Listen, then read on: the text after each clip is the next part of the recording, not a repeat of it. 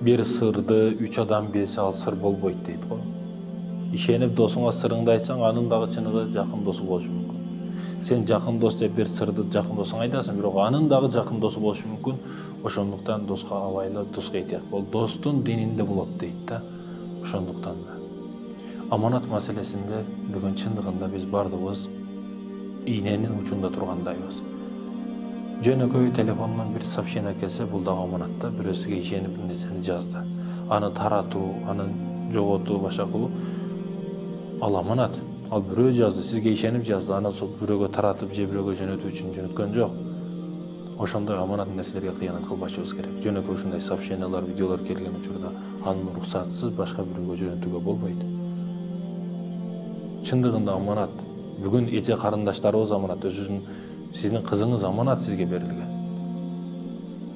Ушул жерде мен бир кичинекей мисал менен бир нерсени түшүндүрүп коем, мына жаз келип атат.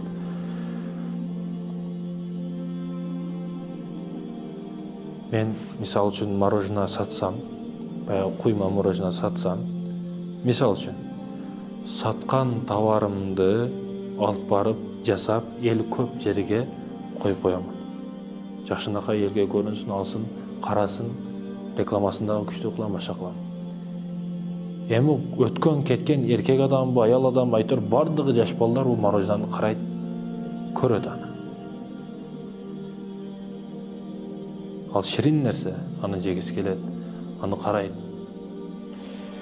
Эмнеге сөздү алып келип жатамын?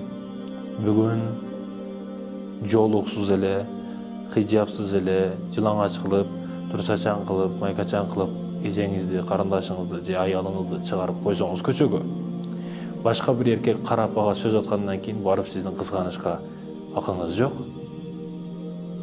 Өзүңүз май ал кара деп туруп жылаңач кылып чыгарып койгондон кийин кантип аны кызганасыз? Мына көрүп кой, мына бар жогу ачык деп мына деп туруп реклама кылып көрсөтүп койгонуңуздан кийин албетте мындай ойлоп карап көрө турган болсок, күнөөнүн бардыгы өзүңүздө болот атпайбы? Кызганат турган адам бул жагынан кызганат.